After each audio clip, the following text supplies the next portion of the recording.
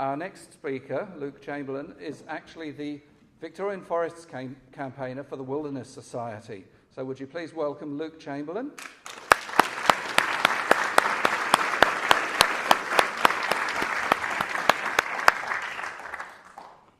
Thank you very much, and thank you to my environment and local environment groups for inviting me here today. My father was a bridge builder with the railways, and I grew up and spent a lot of time out in Gippsland's forests.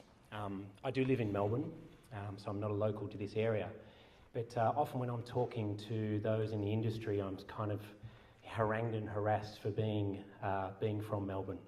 But my love of the forest grew up by being a kid and going out and meeting Dad at the end of the railway line in Gippsland when he was building those bridges and repairing all those bridges. And he used to work with a lot of local timber cutters one's like Ron Orcoat here, the little guys who would, with their broad axes, cut single tree-selected coops for mainly yellow stringy bark rail sleepers. And it was really interesting. About 5 years ago, I got a call from Ron Orcoat. Ron passed on a little while back, but he called me up in absolute despair. Ron spent 56 years of his life logging forests. When he called me up, he couldn't quite speak for tears. And I'm just going to read out what Ron, who was kind of not supported by the vocal lobby group within the industry, about what he said about what's going on in our forests. Wood chipping is destroying both our jobs and our country. These pulp companies are the big boys who have the ear of government. Little blokes like me are forgotten. Their clear felling flattens everything. They burn the guts out of the forest. After they finish, and it takes 80 years to grow back. Even then, it's a plantation, not a natural forest. I suppose the pleasure for me is that I look at a log and I can get something out of it. But clear felling is vandalism. After their dozers go through causing all sorts of erosion, it'll be another lifetime before the forest will be any good again. One of the most amazing conversations I had with Ron when I sat on in his backyard in Bruthen a couple of years ago was he said that, he's an old man, but what about climate change?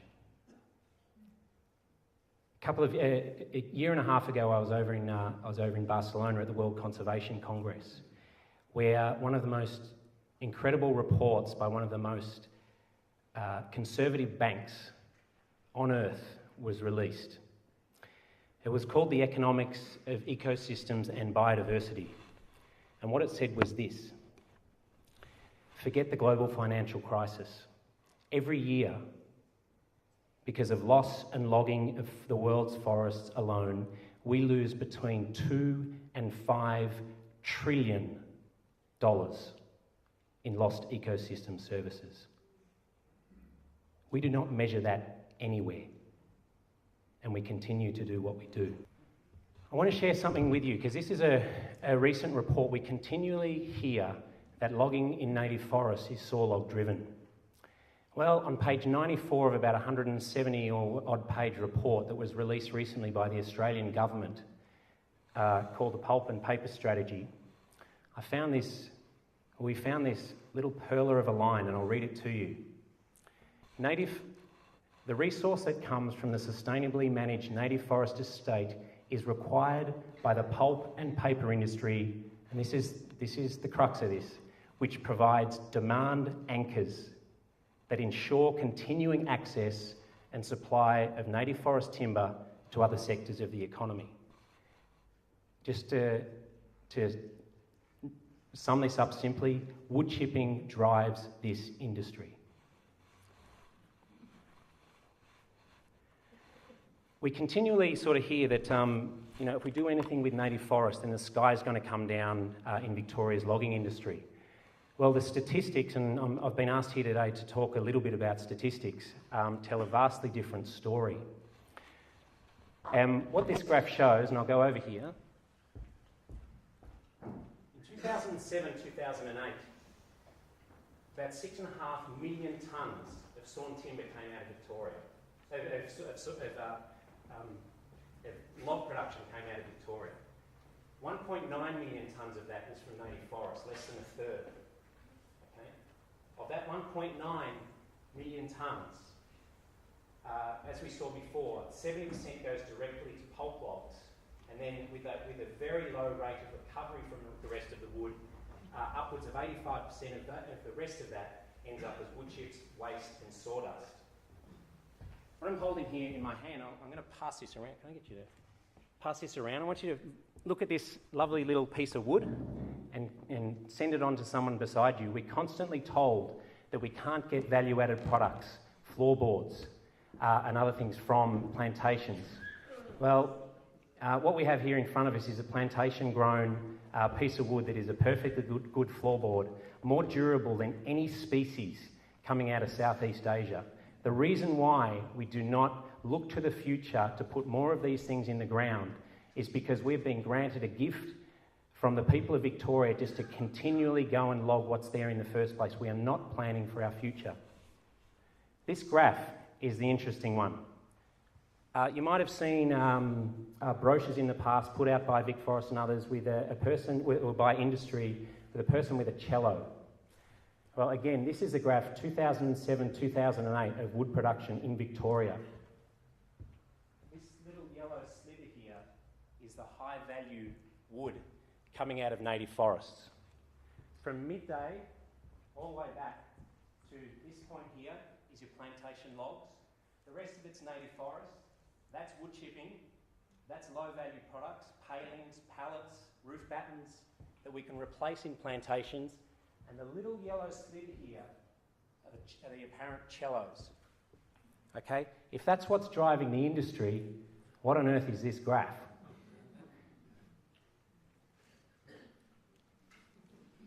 Okay. Basically, there's a wall of wood coming on stream, mainly in Western Victoria. It's been put in the ground through a lot of the MIS schemes, and it's been grown mainly for wood chips. Okay? And it's true that most of that wood is blue gum plantations for wood chip. But this is what we've been getting out. Those figures before, with the coming out to 2007, this is what we've been getting out of those hardwood plantations for wood chips up until this year. And then it skyrockets to over 4.5 million tonnes. Now, some people say, well, we're probably not going to get some of that yields, and maybe we do, maybe we don't get those yields. But the amount of wood coming out of plantations, and we're currently trucking wood from eastern Victoria all the way over to western Victoria, sending it overseas, and then buying back the product. Why aren't we processing this here? And it's a really interesting statistic that I found in VIC Forest document here. Now, I won't put this up. It says on here there's 25,500 people directly and indirectly employed in the logging industry in this state. If that is true, and maybe it's true, but if it is true, I've been told not to get too boring with statistics, and I'll try and get this right, but if this is true, out of 1 tonne of plantation wood, we create between 2 and 5 times the amount of jobs that we get out of native forests for that 1 tonne of native forest wood. If we're serious about jobs, let's get serious about the truth.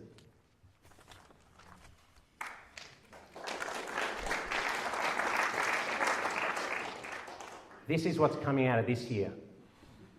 All of that from midnight, all the way around to about 2:30 is the plantation fibre of plantation logs available out of Victoria.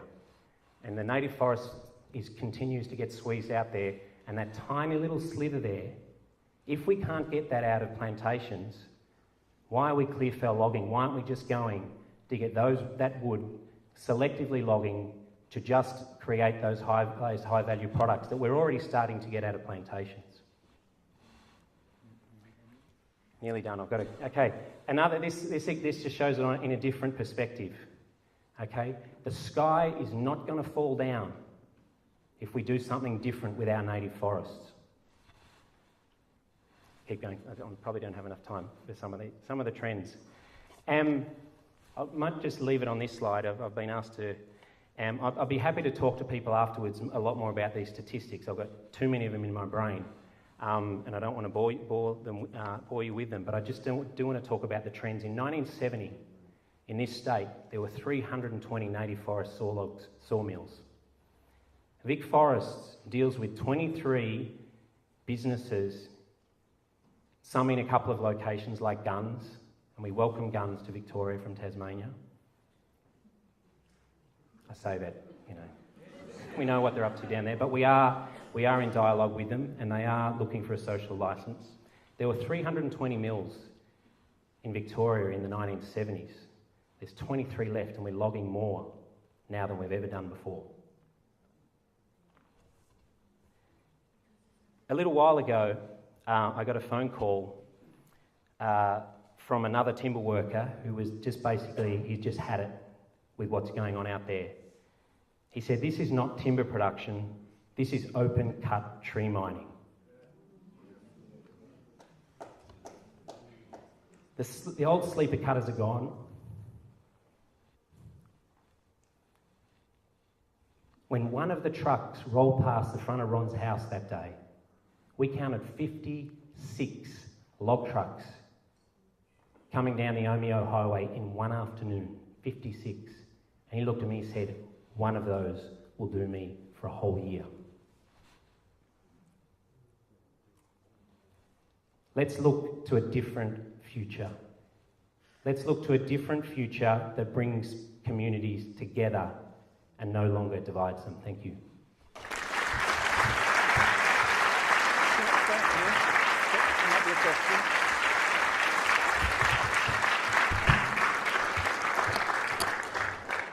Thank you, Luke. Do we have any...